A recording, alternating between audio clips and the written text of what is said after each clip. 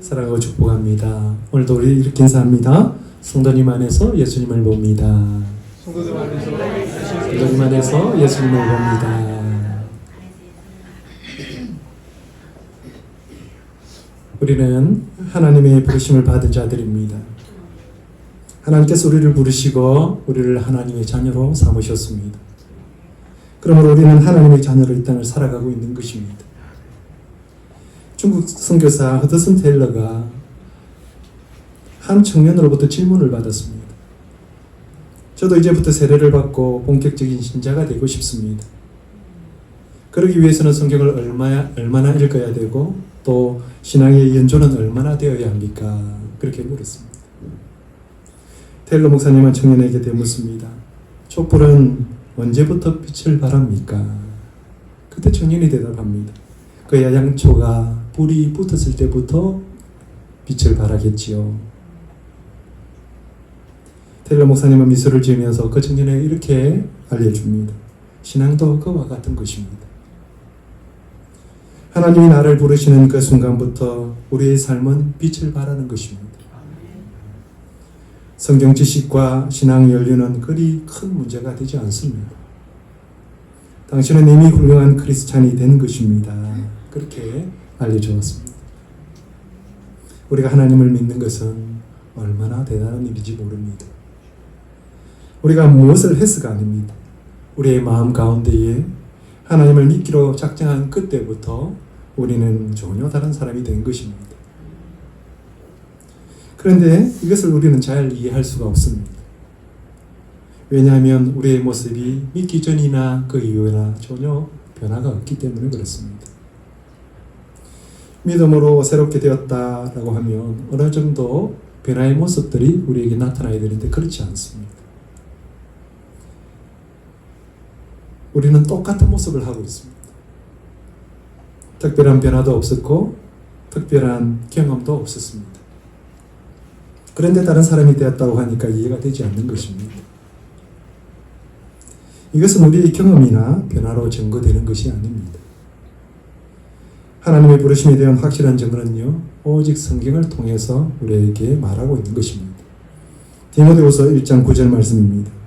하나님이 우리를 구원하사 거룩하신 소명으로 부르심은 우리의 행위대로 하심이 아니요 오직 자기의 뜻과 영원 전부터 그리스도 예수 안에서 우리에게 주신 은혜대로 하심이라. 아멘. 우리가 무엇을 하기도 전에 먼저 하나님의 은혜 가운데에 우리를 부르셨다라고 말씀합니다. 예수 그리스도 안에서 우리에게 주시는 복음은요, 인정하고 받아들이는 그 순간부터 우리는 다른 삶을 살아가는 사람이 된 것입니다. 하나님은 우리의 부르심을 받는 그 순간부터 우리를 새로운 피조물이다라고 말씀하십니다. 이것은 한순간의 결단으로 이루어지는 것입니다. 그러므로 신앙은요, 부르심에 대한 거룩한 응답입니다. 신앙은 내 의지로 결정하는 것이 아니라 하나님의 섭리와 계획에 따라서 그분 앞에 나아가는 것입니다. 그렇게 부르심을 받은 자들은 하나님이 우리를 세상 가운데로 보내셨다라고 하는 것을 고백하게 됩니다. 그래서 우리는 세상 가운데 분리된 자들이 아니고요, 세상과 함께 더불어 사는 자임과 동시에 하나님께서 세상으로 보내시는 자들이 된 것입니다. 그래서 우리를 부르심과 우리를 보내심은요, 같이 작동을 하는 것입니다. 오늘 우리가 하나님의 보내심을 어떻게 받아야 할지를 생각해 보려고 합니다. 다르게 말하면요, 우리가 어떻게 하나님의 일을 할 수 있을까 하는 것입니다. 우리가 어떻게 하나님의 일을 할 수 있을까요? 첫 번째는요, 하나님의 일은 믿음의 크기로 하는 것이 아니다라는 것입니다. 오늘 본문 5절입니다. 사도들이 주께 여짜오되 우리에게 믿음을 다하소서 하니. 예수님은요, 12제자를 부르셨습니다. 이 12이라고 하는 숫자는 이스라엘의 12지파를 생각하게 합니다. 12제자는 영적인 이스라엘로 또 이스라엘을 통한 구원을 상징하고 있는 말입니다. 예수님께서 12명을 제자로 부르시고 그들을 통해서 천국 복음을 전하시면서 잃어버린 영혼을 구원하고자 하셨습니다. 그래서 마태복음 10장 1절부터 4절에 이렇게 전하고 있습니다. 예수께서 그의 12제자를 부르사 더러운 귀신을 쫓아내며 모든 병과 모든 약한 것을 고치는 권능을 주시니라. 12사도의 이름은 이러하니 베드로라 하는 시몬을 비롯하여 그의 형제 안드레와 세베대의 아들 야고보와 그의 형제 요한, 빌립과 바돌로메, 도마와 세레마트, 알페오 아들 야고보와 다데오, 가나나인 시몬 및 가룟 유다, 곧 예수를 판자라. 이렇게 말씀하고 있습니다. 예수님께서 부르신 자들을 제자다 이렇게 말합니다. 제자라고 하는 말은요, 헬라로 라세테스라고 하는 말인데, 이 말은 배우다 또 익히다라고 하는 이 동사에서 유래된 명사형입니다. 그래서 명사형으로 배우는 자, 익히는 자, 배우는 사람, 익히는 사람, 그런 뜻을 가지고 있습니다. 뛰어난 학문이나 또 실력자를 찾아가서 그것을 배우고자 하는 사람을 가르쳐서 제자다 이렇게 부르는 겁니다. 그렇게 제자는 오랜 시간을 수련하면서 스승으로부터 많은 것들을 배우게 됩니다. 그렇게 배우는 시간이 끝나고 나면 그 배움의 시간들을 통해서 이제 홀로 서야 되는 때가 있는 것이죠. 이때는요, 제자가 아니라 다른 이름으로 불려지게 되는데, 성경은 그 이름을 사도다 이렇게 부르고 있습니다. 제자가 사도로 세움을 받는 것입니다. 제자들 중에서 따로 세워서 사도라고 이렇게 부르게 되는 것이죠. 이 사도라고 하는 이 말은요, 헬라로 아포스톨로스라고 하는 말인데, 이 말은 보냄을 받은 자, 그런 뜻입니다. 보낸다라고 하는 거죠. 이제 모든 것들을 다 익혔으니까 보내어서 익힌 그것을 실천하도록 한다, 이런 말이 그 속에 포함되어 있는 겁니다. 제자가 배우고 따르는 사람이다라고 하면, 사도는 배우고 익힌 것을 전하기 위해서 보냄을 받은 자다, 그런 말입니다. 예수님은 제자를 부르신 이후에 더러운 귀신을 쫓아내고 또 모든 병과 약한 자를 고칠 수 있는 권능을 주셨습니다. 그리고 나서 사도로 보내고 계시는 것입니다. 오늘 본문을 보면 사도들이 이렇게 예수님께 구하고 있습니다. 우리에게 믿음을 더하소서. 사도로 세워진 그들에게 고민이 있었습니다. 사도로서 일하려고 하니까 부족함을 느끼는 것입니다. 지금 있는 우리의 믿음으로는 그것을 할 수 없을 것 같습니다.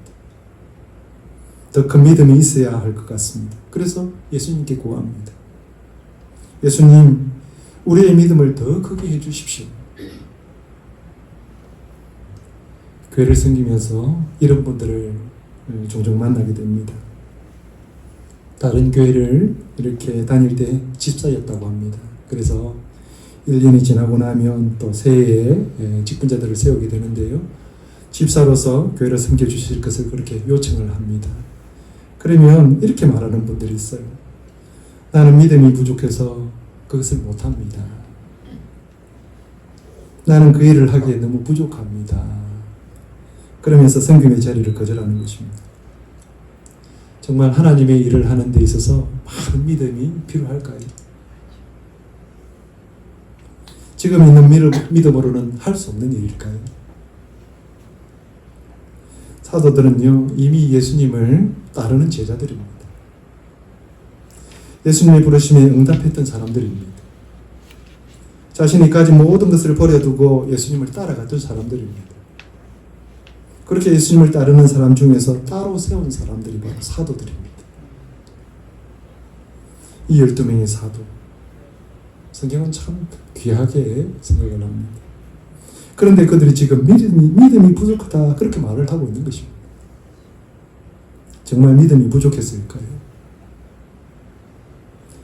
하나님께서 능력을 주셔서 귀신을 쫓아낼 때는 괜찮았습니다. 하나님 주시는 능력으로 아픈 사람을 고칠 때도 괜찮았습니다. 사람들이 기뻐하면서 환영하는 것을 보니까 그 일이 마냥 좋았습니다. 무엇이든지 할 수 있을 것 같았습니다. 이제는 나도 사명자로서 살아갈 수 있을 것 같았습니다. 그런데 시간이 지날수록 많은 어려움이 보입니다. 사람들이 너무 많이 찾아올 때는요, 그들을 일일이 확인하는 것도 어려웠습니다. 확인해서 예수님께 말씀드리려고 하니까 그것도 쉽지 않았습니다. 예수님을 만나지 못하는 사람들의 그 불평을 듣는 것도 마음 상하는 일이었습니다. 그런데 아이들까지 데려오네요. 아이들까지 데려와서 시끄럽게 하니까 도저히 머리가 아파서 견디기 힘든 지경이 되었습니다. 그런데다가 끼니를 또 걱정해야 됩니다. 예수님께서 하나님의 나라를 전하시느라고 너무 바쁘시니까 가끔은 끼니를 잊어버립니다. 그런데도 또 참았습니다. 이런 일이 다반사였기에 내가 지금 무엇을 하고 있는가 하는 생각이 드는 겁니다. 나는 할 수 없을 것 같다는 생각이 드는 것입니다. 우리도 그럴 때가 있지 않습니까? 모든 일이 잘 될 때는요, 교회에 나오는 것이 참 기쁩니다. 그런데 하는 일이 어렵고 잘 안 되면요, 괜히 마음이 무겁습니다. 그리고 교회 나오는 것도 어렵습니다. 교회 처음 나올 때는 괜찮았습니다. 많은 사람들이 환영해주고 또 기쁜 얼굴로 맞아주니까 좋았습니다. 그런데 시간이 지나면서 교회에 여러 가지 일들이 보입니다. 꼭 내가 해야 할 것 같고 하지 않으면 안 될 것 같은 부담이 막 생기죠. 하는 일도 많아지는 것 같고 시간도 많이 내야 될 것 같습니다. 그러면서 차츰 기쁨이 변하여서 마음에 짐이 됩니다. 우리도 이런 경험이 있지 않습니까? 그럴 때면 자신의 믿음이 너무 작은 것 같습니다. 이런 믿음으로는 무엇을 할 수 있을까 걱정이 되는 것입니다. 제자들이 지금 딱 그 순간을 맞이하고 있는 겁니다. 예수님을 따르면서 말씀을 배울 때는 좋았습니다. 기적을 베푸시는 예수님을 보는 것도 좋았습니다. 그런데 예수님처럼 사는 것은 어려울 것 같았습니다. 예수님도 누구든지 자기 십자가를 지고 나를 따르지 않는 자는 능히 내 제자가 되지 못한다, 그렇게 말씀하시니까 마음이 참 무겁습니다. 예수님을 보니까 자신들은 그것을 할 수 없을 것 같습니다. 하나님의 나라를 전하는 것은 보통 사람은 도저히 할 수 없는 일처럼 여겨지는 것입니다. 지금 이 믿음으로는 그 삶을 살 수 없을 것 같다, 그런 생각이 드는 것입니다. 정말 그럴까요? 하나님의 일은 큰 믿음이 있어야만 가능한 일일까요? 지금 두려움을 내려놓고 우리의 걱정도 내려놓고 예수님의 말씀을 들을 수 있으면 좋겠습니다. 할 수 있는 능력을 주시는 예수님 앞으로 나아가는 여러분이 되시기를 축복합니다. 아멘. 우리는 어떻게 하나님의 일을 할 수 있을까요? 두 번째는요, 하나님의 일에는 작은 믿음이면 됩니다. 본문 6절 말씀입니다. 주께서 이르시되 너희에게 겨자씨에 하나일 만한 믿음이 있었더라면 이 뽕나무들의 뿌리가 뽑혀 바다에 심겨라 하였을 것이요 그것이 너희에게 순종하였으리라. 아멘. 예수님께서 사도들에게 너희에게 겨자씨 하나일 만한 믿음이 있었더라면 이렇게 말씀하고 있습니다. 우리가 이 말을 들으면서 오해를 합니다. 사도들에게 이런 믿음도 없었나, 그런 생각을 하는 것입니다. 그런데 이 말은 숨은 의도가 있습니다. 예수님께서 사도들에게 이렇게 말하는 것은 그들의 믿음의 유무를 말하는 것이 아닙니다. 믿음이 얼마나 큰 일을 할 수 있는지를 설명하고 있는 것입니다. 아무리 작은 믿음이라도 불가능한 것이 없다라고 하는 예수님이 지금 말씀하고 있는 것입니다. 겨자씨 한 알이 얼마나 될까요? 여러분 겨자씨 못 보셨죠? 저도 못 봤습니다. 겨자씨는요, 씨 중에서도 작은 씨입니다. 눈으로 잘 보이지도 않고, 그래서 있는지 없는지 잘 모르는 그런 아주 작은 씨입니다. 실제로 700개 정도 겨자씨를 모으면 1g 정도 된다고 합니다. 700개 정도 모아서 1g이 될 정도니까 얼마나 작겠어요. 우리가 잘 알고 있는 깨보다 더 작은 씨입니다. 그런 작은 믿음이 사도들에게 없었을까요? 저는 아니라고 생각합니다. 분명 그들에게는요, 그보다 더 큰 믿음이 있었을 것입니다. 믿음이 있었기 때문에 모든 것들을 버려두고 예수님의 제자가 되었습니다. 그리고 능력이 있는 전도자로서 또 능력을 발휘하기도 했습니다. 우리에게 과연 이만한 믿음이 없을까요? 주일마다 교회 나와서 예배하는 여러분, 믿음은요, 겨자씨 하나보다 더 큰 믿음입니다. 우리의 삶의 모든 것들을 다 내려놓고 하나님 앞에 나온다는 건 쉽지 않습니다. 믿음의 결과입니다. 예수님을 믿음으로 고백하면서 또 예수님을 따라가고 있는 여러분의 믿음은요, 결코 작은 믿음이 아닙니다. 그런데 예수님은 뭐라고 하십니까? 이 뽕나무들아 뿌리가 뽑혀 바다에 심기오라 하였을 것이요 그것이 너에게 순종하였으리라. 뽕나무가 돼가서 뽕나무에게 그렇게 명령합니다. 뿌리가 뽑혀서 바다에 심기어져라. 그렇게 명령을 합니다. 그렇게 믿음으로 명령하면 그 뽕나무가 뽑혀서 바다에 심기어진다. 그렇게 예수님 말씀하고 있는 것입니다. 무슨 말씀입니까? 믿음에는 역사가 나타난다는 것입니다. 믿음으로 명령하면 자연도 순종한다는 것입니다. 오늘 예배를 마치고 뽕나무 밭으로 가는 여러분이 없기를 바랍니다. 이 말은 그렇게 받으시면 안 됩니다. 믿음이 작아서 하나님의 일을 못한다라고 말하지 말라는 것입니다. 믿음이 작아서 사도로서 섬기는 것을 못한다고 말하지 말라는 것입니다. 하나님을 하는 데 있어서 필요한 믿음은요, 겨자씨 하나일 만한 믿음만 있으면 족하다. 예수님 그렇게 말씀하고 있는 것입니다. 예수님은 믿음만 있으면 산을 옮길 수 있다. 그렇게 하셨어요. 마태복음 17장 20절입니다. 이러므로 너희 믿음이 작은 까닭이니라. 진실로 너희에게 이르노니 만일 너희에게 믿음이 겨자씨 하나만큼만 있어도 이 산을 명하여 여기서 저기로 옮겨지라 하면 옮겨질 것이요 또 너희가 못할 것이 없으리라. 예수님께서 제자 몇 명과 함께 산으로 올라가셨습니다. 그러면서 마지막을 준비하셨습니다. 그때 귀신 들린 아들을 둔 아버지가 예수님을 찾아왔습니다. 예수님이 그곳에 계시지 않자 제자들에게 자기 아들을 좀 고쳐달라고 그렇게 부탁을 했습니다.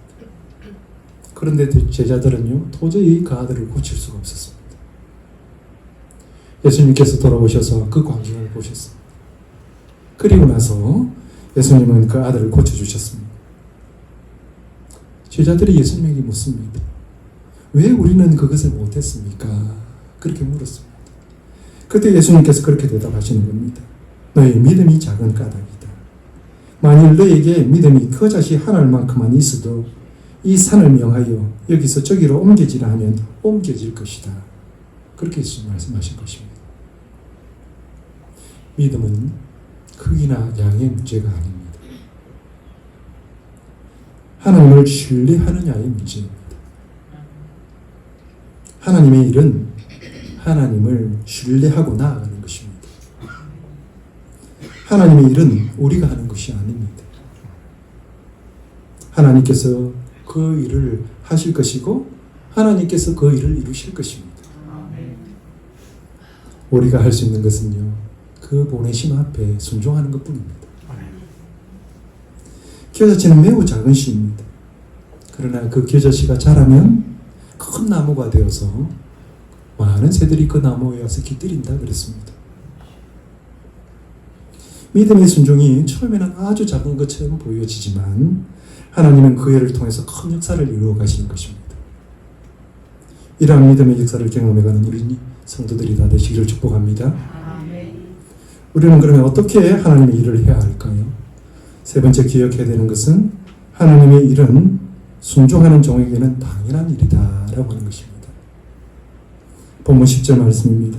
이와 같이 너희도 명령 받은 것을 다 행한 후에 이르기를 우리는 무익한 종이라 우리가 하여야 할 것을 한 것뿐이라 할지니라.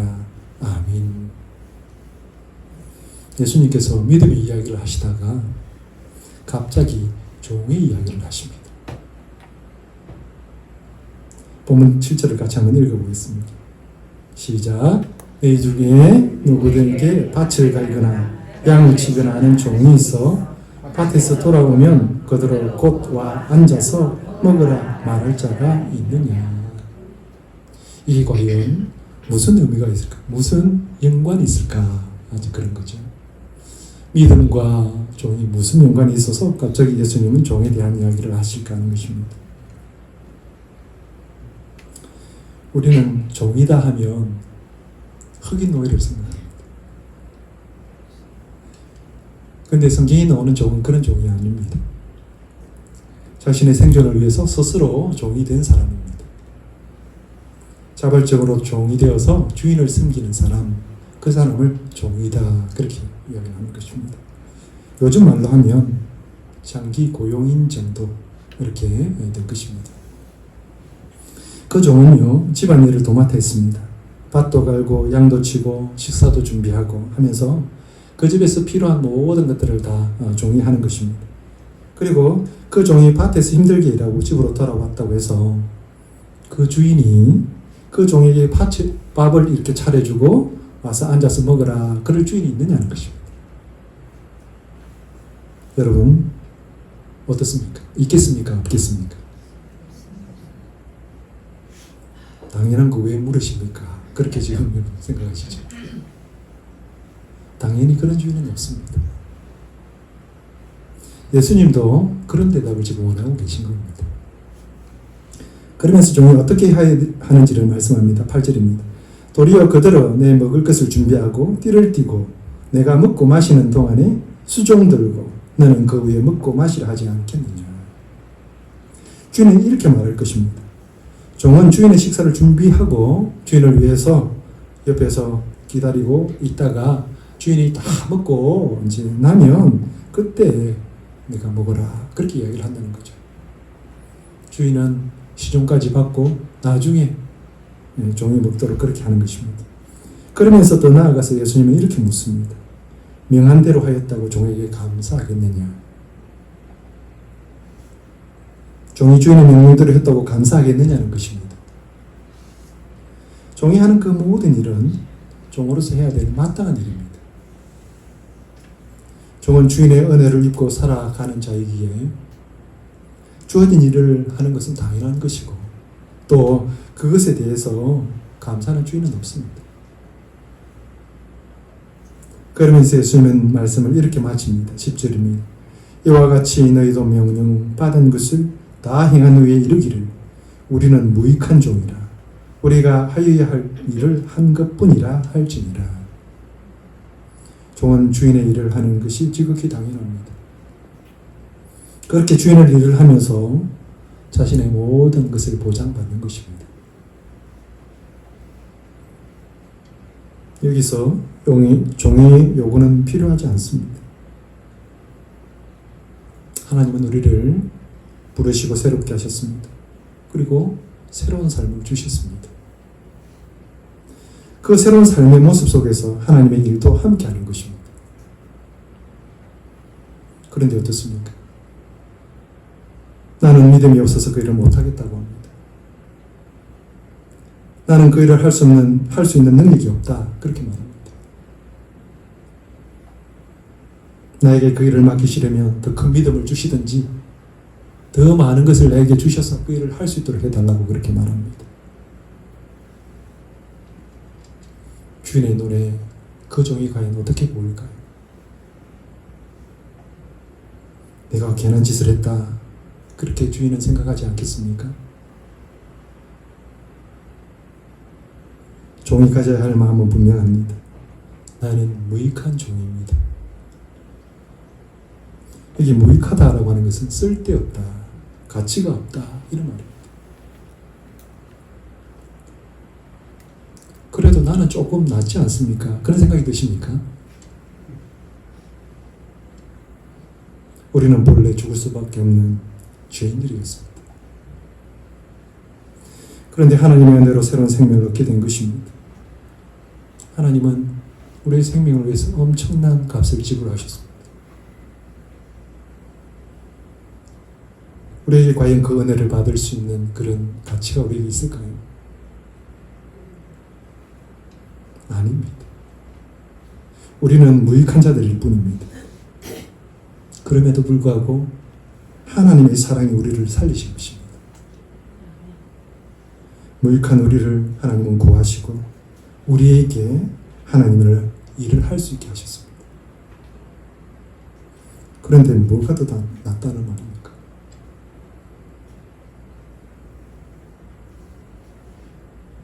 종이 무엇을 구할 수 있을까요?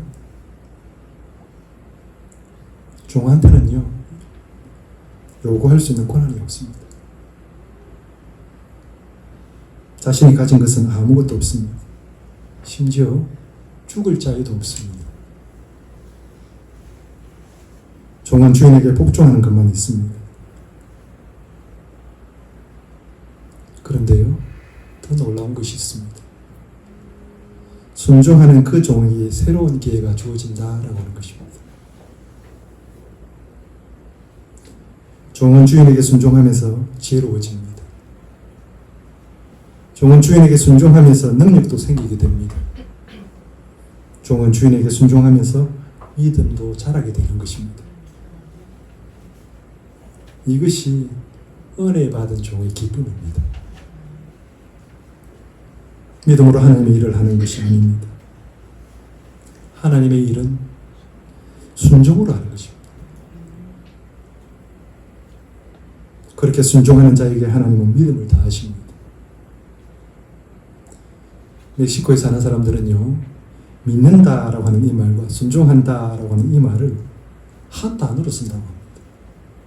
따로 구분이 되지 않는다고 합니다. 그렇기 때문에 그들은 믿음과 순종을 구별하지 못합니다. 그들은 이렇게 말합니다. 믿으면 당연히 순종하게 되지 않습니까? 그렇게 말합니다. 믿으면 순종하는 겁니다. 참으로 옳다라는 생각을 해봅니다. 여러분, 노아를 한번 생각해 보십시오. 노아는 홍수라고 하는 것이 무엇인지를 몰랐습니다. 그런데 하나님께서 방주를 만들라라고 하는 그 명령을 받고요, 노아는 즉시 두말하지 않습니다. 그냥 순종합니다. 하나님을 믿었기 때문입니다. 그렇게 믿음으로 순종하니까요, 노아는 믿음과 구원의 그런 조상이 되는 것입니다. 하나님은 순종하는 자에게 성령의 능력을 주십니다. 하나님은 순종하는 자에게 더 큰 믿음으로 그 일을 하게 하십니다. 그래서 순종은 축복의 길입니다. 우리에게도 이런 은혜가 있기를 축복합니다. 하나님은 우리를 부르시고 우리를 세상으로 보내십니다. 보냄을 받은 자에게 필요한 것은 순종입니다. 믿음이 부족해서 못한다고 하지 마십시오. 하나님의 일은 우리의 작은 믿음만 있으면 됩니다. 순종하는 그를 통해서 하나님은 일하실 것입니다. 믿음으로 순종할 때에 하나님의 뜻이 이 땅에 임하게 될 것입니다. 믿음으로 순종하는 우리 교회가 되기를 축복합니다.